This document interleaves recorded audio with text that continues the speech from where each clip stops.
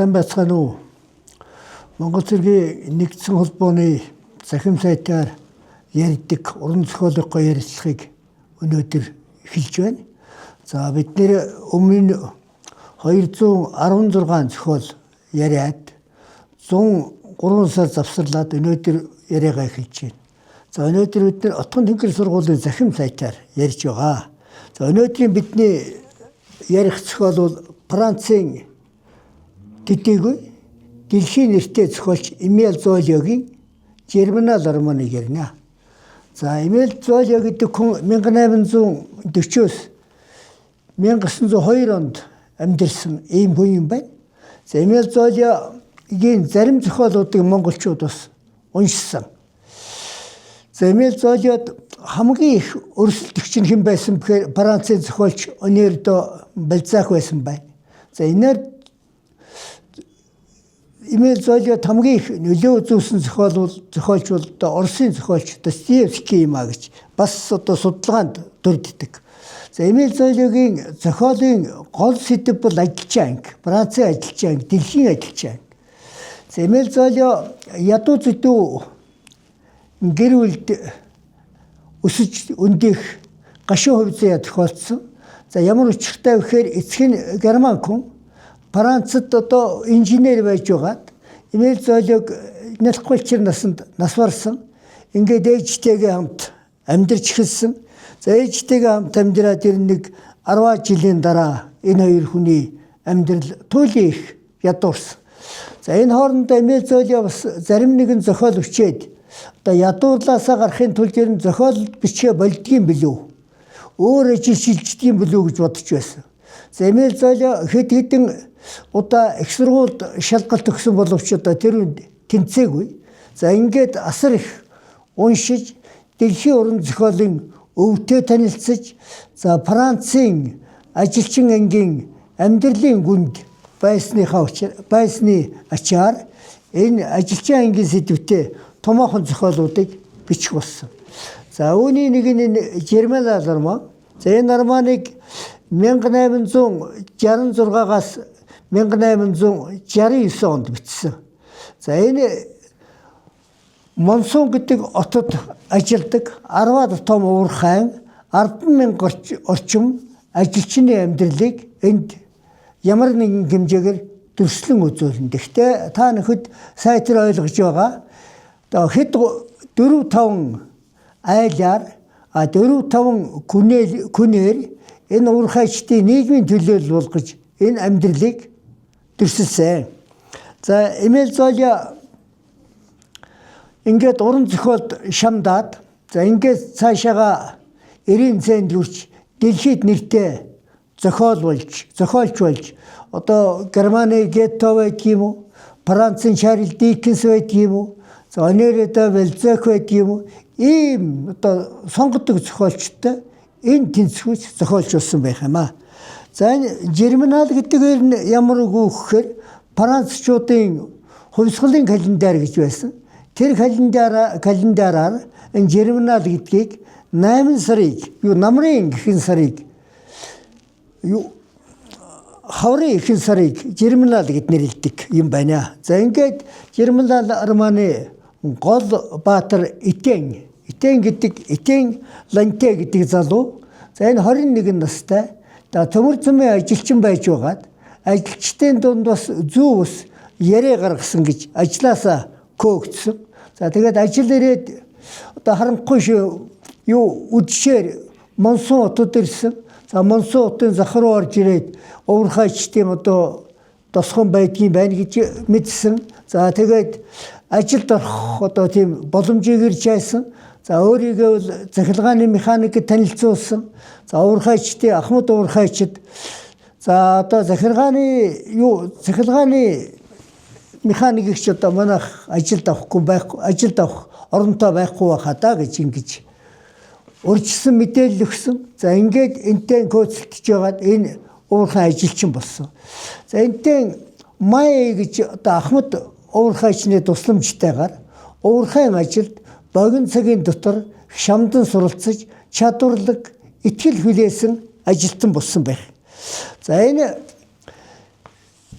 энтэн эхлээд одоо энэ отод Монсуу отод ирэнгүүтээ Араас нар гэдэг тийм певны хулгын эзнээд хэсэг хугацаанд байсан өөрийн гисэнгээр оронгүй хүн чинь наашаа харсан айлтал одоо орон шүү дээ. За тэгээд дараа нь тэднийд одоо олон хүн шавдаг аригчин согтуулс ихтэй гэд төрнөөсөө жирэхэд энэ Ахмад уурхайчин Маягийн дэрсэн. За ингээд Маягийн гол бас л одоо ядуу зүтэй амьдралтай 7 хүүхэдтэй. За өгшгүй гэж нэрлэгдсэн өвгөө эцэгтэй. Тэр өгшгүй гэдгийг яагаад нэрлэж байгаа вэ гэхээр эдний Маягийнхан бол энэ уурхайд удам судраараа ер нь 100 орчим жил ажилласан. За Маягийн энэ Мая өвгөний хувьд бол хэд хэдэн удаа аваар усалд ороод амьд мэд гарсан. Тийм учраас орчин тойрныхоо танилуудын дунд өгшгүй Мая гэж нэрлэгдсэн ийм хүн байх юм. За үүний хүү Маягийн тэр 7 хүүхэдтэй. За 7 хүүхдийн дунд одоо охин Катрин гэдэг 14-5 настай охин байгаа. За тэр охинтой эхлээд дөнгөж ирсэн дарууга тэр ажил дээр сурж байхдаа хэн этэн танилцсан. За тэгээд хувь заяагаар эднийд шилжиж ирж суусан. За тэгтээ эдний одоо тэр Катрин санаархаж гартинтэй гэрлэн барьныг суугаагүй шүү дээ.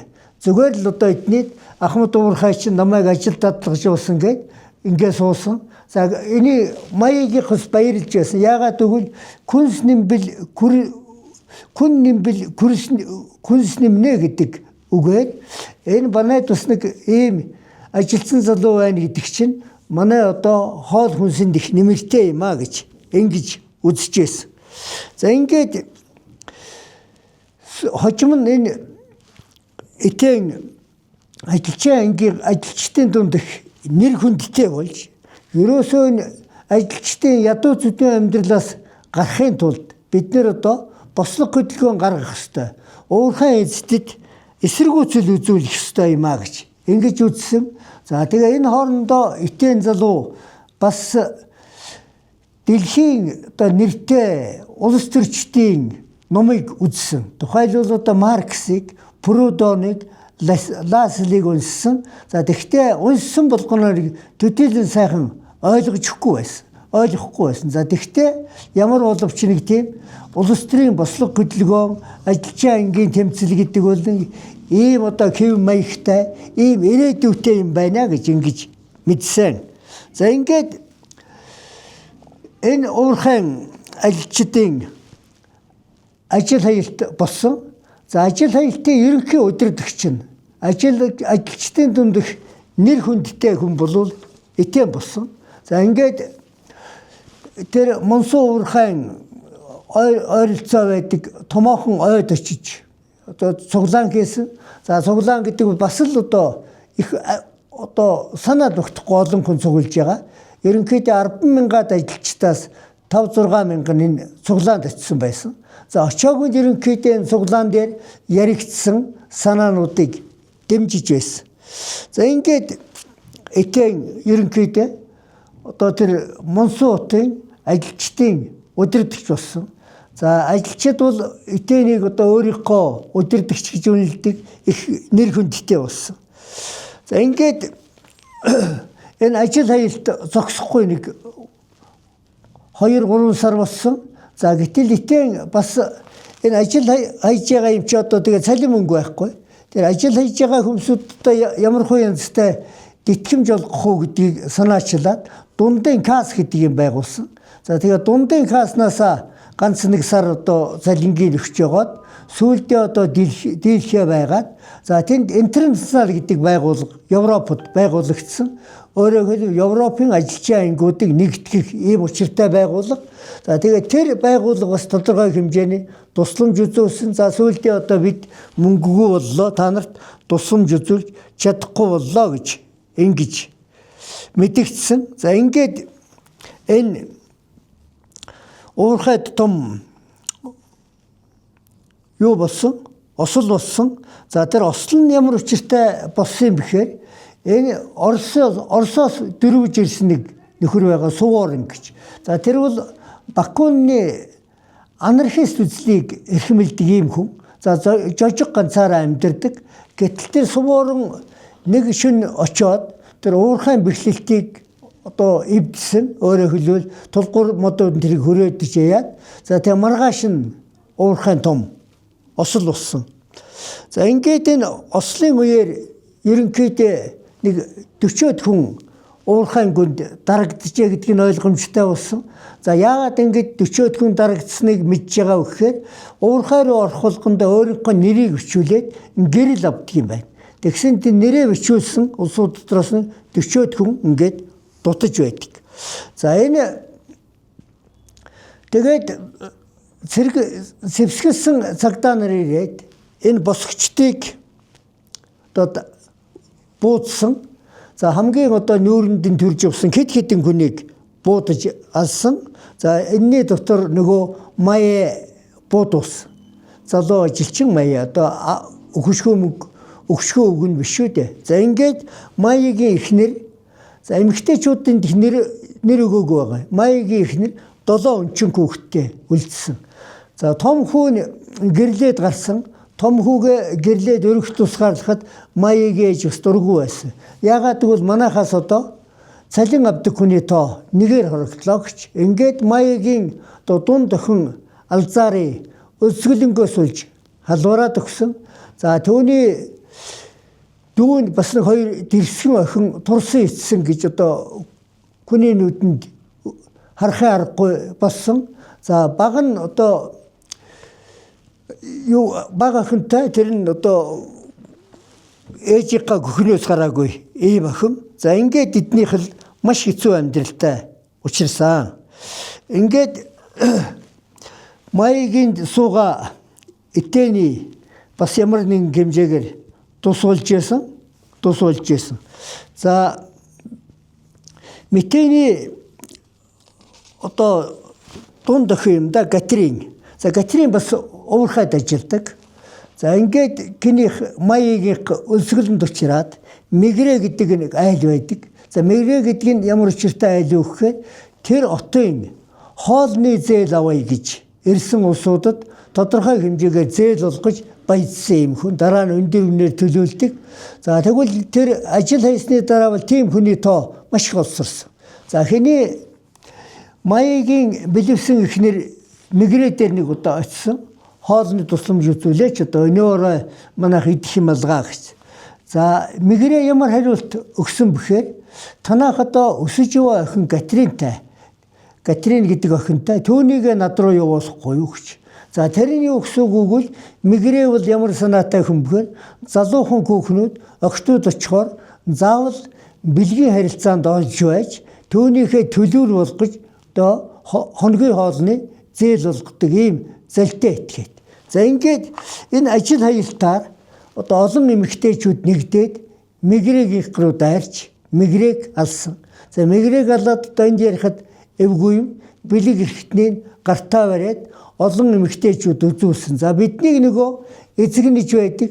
Бидний одоо ядуу зүтэн байдлаар дамжуулж дээрлэж би сэтгэл юм бузралдаг хүний бэлэг эрхтэн энэ байна шүү гэд олон түмэнд харуулж явсан байх. За ийм амьдрах харахтай болсон энэ Мегрэ гэдэг хүн ингээд эмэгтэйчүүдийг эзэгндэг ийм одоо хоббитэй гэдэг юм уу ийм одоо орхой сэлтэй нөхөр ингээд өгөхөд төгсөж байгаа. За хинийх энэ этэн уурхайн отгонд ирээд ингээд ажилчдын дунд их нэр хүндтэй болох явцдаа Араас нар гэдэг нэг айлд байсан. За араас нар гэдгийг ямар учиртай юм гэхээр бас ажилчдын дунд элдв яриа маргаан гаргалаа гэж ажилласаа халагдсан юм хүн.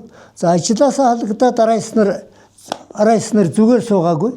Бас сөрхий тийм овжин хүн. За певны мухлаг байгуулсан. За ер нь энэ Монсуу хотод певны мухлаг олонтой.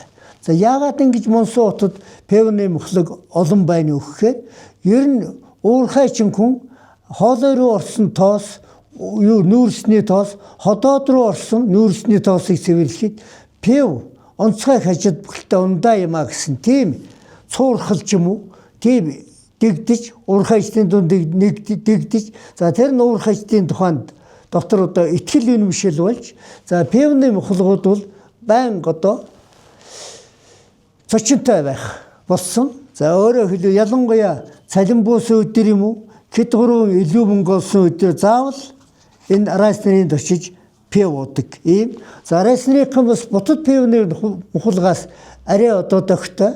За эхнэр нэг урайлахын зантай ийм хүн орж ирсэн хүнд одоо бараг л санаагаараа үйлчилдэг ийм хүн. За ингээд араас нарын байж байгаа. Ингээд энэ айл бол одоо хэцүү айл юм аа. Яагаад гэвэл банда согтууг үлцүү хүнтэй байдаг гэд энэ маягийн шилжиж ирж байгаа. За ингээд энэ уурхайн дарга Эмбо гэдэг хүн бай. За Эмбо бол ер нь өөрийнхөө дөрвөн гол зорилго тавьдаг. Нэгдүгээр ажилчдад аль болохоор бага цалин өгч өөрөө их ашиг хүртэх ийм зорилготой. Хоёрдугаарт өөрийнхөө уурхайд ажилчид ямар нэгэн клам гаргахгүй, бослог хөдөлгөөн гаргахгүй. За тэр мэн одоо Францад яар түгээд миний нэр хүндийг унгахгүй гэж хайдаг ийм хүн. За дараа нь энэ нөхөр бол ямар их хүн зэвхээр манай уурхайд одоо осол аваар гарахгүй. За тэ гараад хүний амнаас сүйднэ гэднийг хайдаг. Осол аваар гарвал ингээ Францад яар манай уурхай нэр хүнд уннаа гэж хайдаг. За дөрөвдөх нь бол одоо юу гэдгийг эхнэрээ өөрийнхөө эхнэр шиг байлгаж чаддаггүй. За эхнэр ч одоо их салан шалиг завхай зантай үзэгсэнтэй бүсгүй. За Францын Парис хотод байхдаа олон ирчүүдтэй явуулдаг байсан. За аргаа барахтаа Эмбо энэ буйтхан уурхайн тосгонд ирсэн. За ингээд Эмбогийн эхнэр нэг 3 сар орчим за нүүрэн сангалсан 10,000 уурхайчдын дунд нэг ихтэн тоож харах хүн олдоогүй юм байлгүй. Ингээс өрхий тогтноших маягтай байсан. Ер нь Эмбо эхнэр хоёр одоо Иремийн харилцаанд 9 ороод жил 5 сар болсон. Нэг ийм одоо гашуун гэдэг юм уу ийм хуурайжсан күнди түүхтэй улсууд. За ингээд эдний нэг залуу ирсэн. Негрэл гэдэг. За Негрэл гэдэг хэн бэхээр Эмбогийн одоо үеэлдүү.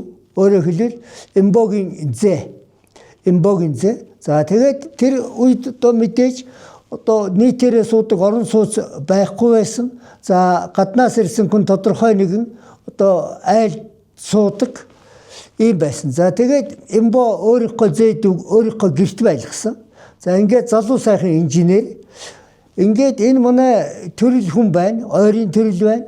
Одоо уурхайн ажилд их тусуулах байх, үнийн сэтгэлээсээ хандах байх. За ажилчдын дунд гардаг элдв хилмыг дарж явах байх гэсэн ийм утгатай, ийм зориулттай Негрэлийг одоо гэртээ байлгасан. За гисэн хугацааны дараа Негрэл өөрийнх нь эхнэр Негрэлтэй нууц хамргийн холбоо тогтоосон байсныг бүр хожуу мэдсэн.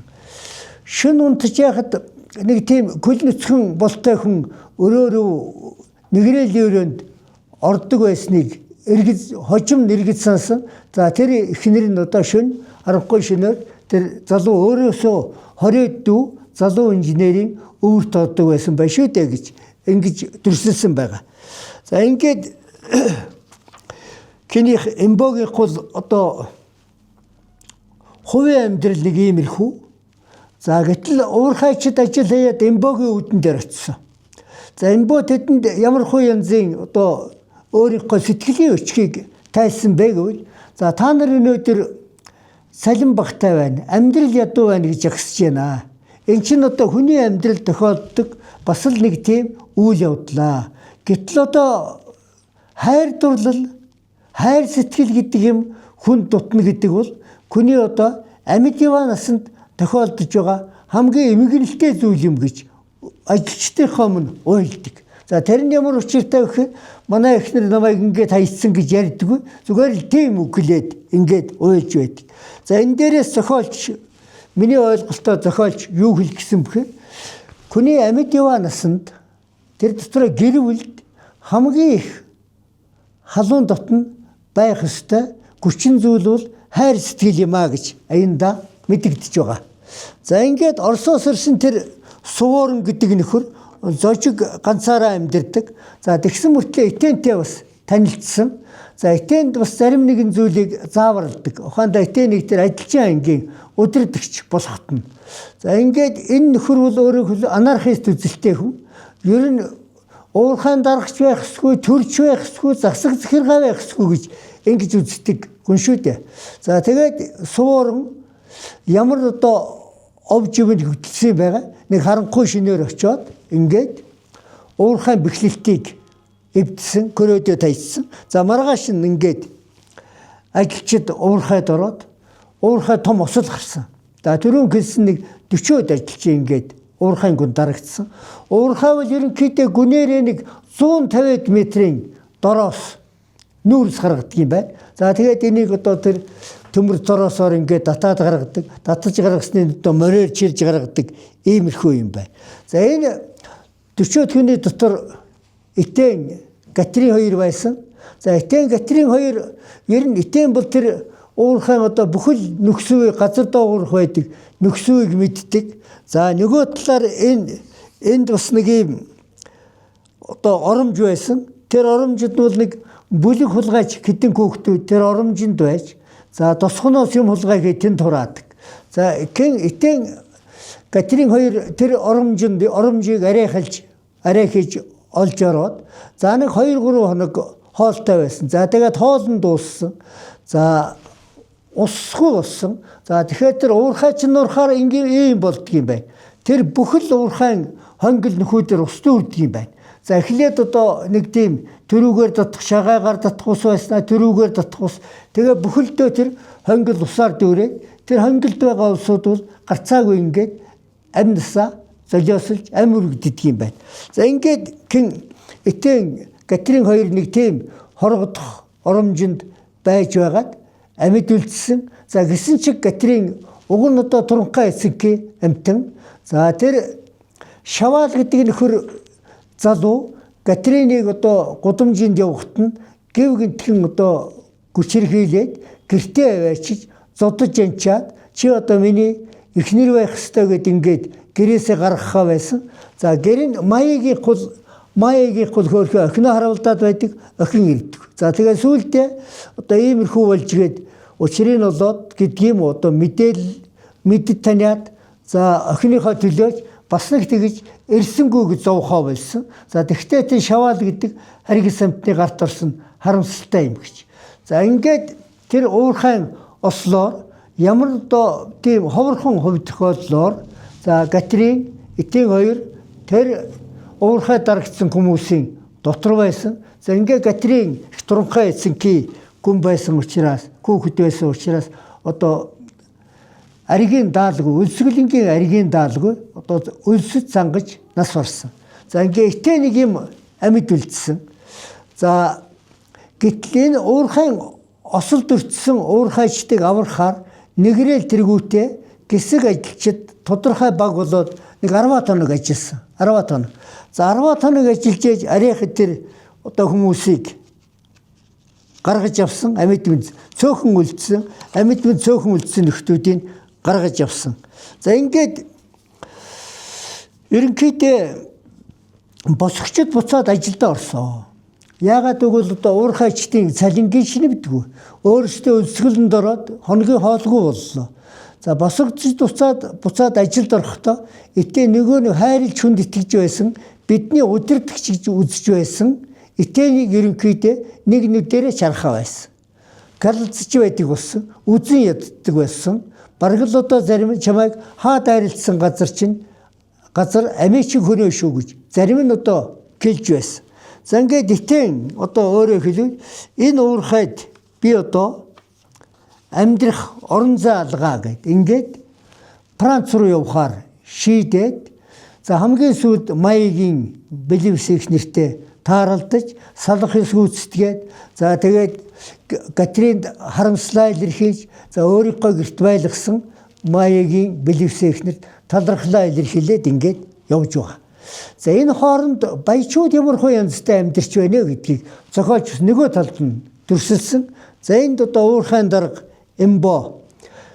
За тэгээ олон давхар олон өрөөтэй тансаг орон сууцтай.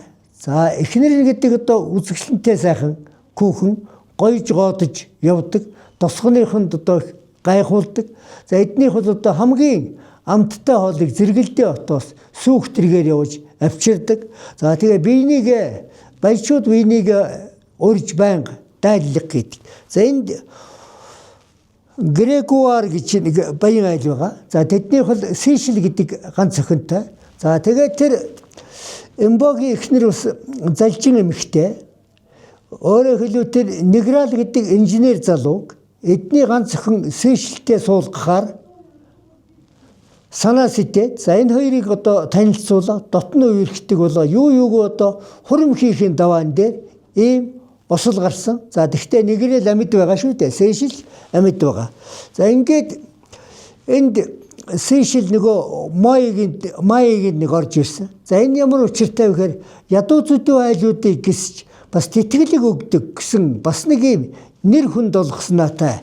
Ингээд ядуу зүдүү айлуудаар охиноо оруулсан Сейшел. За гэтэл тэднийх эзгүй нөгөө өгшгүй өвгөн сууж байсан. Өгшгүй өвгөн бол одоо хоёр хөлн явж чадхаа байсан. Ингээд хүнтэй нэг яриа солихоос цаашгүй. За гэтэл одоо Сейшел тэднийд орж бас одоо өгшгүй өвгөнийг өрөвдөөд байгаа ч юм шиг одоо тавлаж доромжлоод байгаа ч юм шиг нилээ ярьсан. За гэтэл өгшгүй өвгөн гэв гинтхэн тэр одоо 18 өстэй охиныг багалзуурдаж яваад алсан. За өвгөний хөлн мэдээгөө явж чадахгүй боловч тэр уурхайд насаараа ачилсан гар нь хүчтэй хэвээрээ байсан. Ингээд Сейшел тэнд амиа алдж байгаа. За Негрэлийн хурим бол тэгээд өнгөрч байгаа. За энд бас нэг лам гарч байгаа. Эринвэ гэж. За Эринвэ гэдэг лам бол энэ дээрээс томилогдож ирсэн лам. За төрөөчийн лам бол энэ олон түмэнтэйгээ харьцдаггүй. Христос шишнийг олон түмний дунд сурталчилдаггүй гэсэн нэрээр халагдсан. За тэгээд Эринвэ гэдэг лам эренгүүтээ ерөнхийдөө ам хэл нь бол ажилчин ангид их таатай юм шиг тэднийг дэмж бослог хөдөлгөөний дэмжиж байгаа юм шиг ярьдаг. За тэгээд тэднийг одоо тийм хин хоосон зүйлээр тайвшруулдаг. Тухайлбал өнөөдрийн ядуу зүдүү амьдрал ингээд өнгөрнөө. Бурхан удахгүй та нарт ирж тус болно. Одоо та нар ганцхан л одоо сэтгэлээ тогтоогоод залбирч суухаас өөр сайн гарц байхгүй гэсэн ийм санааг байнга хэлж явдаг ийм нөхөр. За тэгээд энэ нөхрийг одоо хэлсэн юм бүтдэггүй. Ямар одоо бурхан хаанаасаа ирж ядуу ажилчин туслах бай дээ, тийм үү? Ийм хий хоосон зүйлээрээ тэгээд төр зур сэтгэлийн байсгаад ингээд яваад байдаг. За энд Мукета гэдэг нэг охин дүрслэгдэг. За энэ 18 настай. За үе тэнгийнхэн дотор хамгийн одоо тарган затгал увцсандаа багтаж ядсан ийм тарган бүсгүй байгаа. За энэ тарган бүсгүй бол тэр уурхайд байгаа олон ирчүүдийн өврийг дамжсан ийм бүсгүй. Өөрөөр хэлбэл шалэг цахгай хүүхэн. За энэ хүүхний аав нь Мүүх гэдэг нэг өвгөн газрын дор байршилтай мордыг малж уурхайд тижээж за уурхайн нөгөө нүүрсийг татж гаргахад тусалдаг ийм ажилтай хүн. За ингээд энэ зохиолын ерөнхий гол баатруудын тухай үйл явдлын тухай ярихад нэг ийм санаануудыг юуны өмнө та нөхдөд хэлхийг хүссэн юм аа. За ингээд энэ зохиолоос бид нэр бас нэг дүгнэлт хийх ёстой. За энэ зохиол ерөнхийдөө 1850-аас 1870-аад оны Францын ажилчдын ядуу зүдүү амьдралыг уурхайчдын амьдралаар төлөөлүүлэн тусгасан байх юм. За түрүүн би хэлсэн нэг 150 м газрын гүнээс нүүр сухдаг нэг 10-аад мянган ажилчин энд байдаг гэж. За уурхай олон амтай. Тэгээд ам болгоноороо л уурхайчд ордог ийм.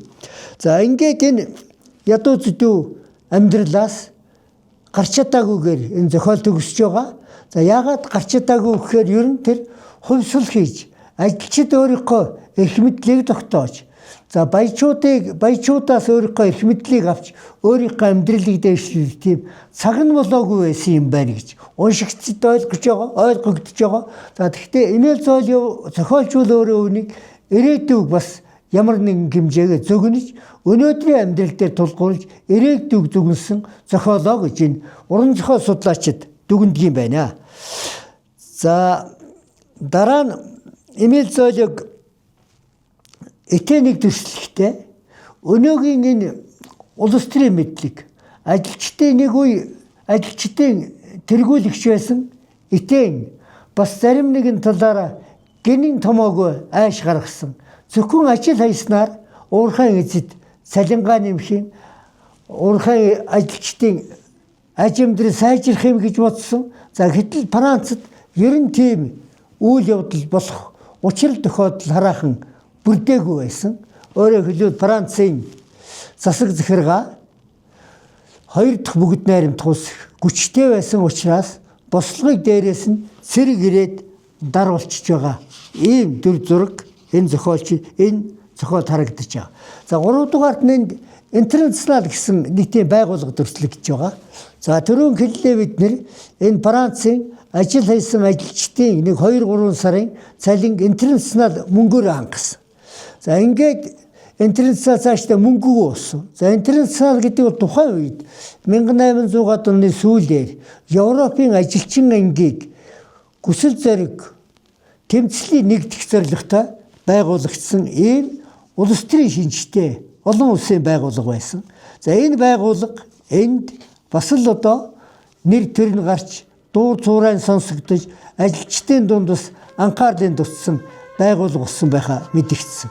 За ингээд Эмил Зоолигийн Жерминал гэдэг зохиолын товч утгыг та нөхдөд танилцууллаа. За өөрийнхөө хэр бололцоогоор бас дүгнэлт хийлээ.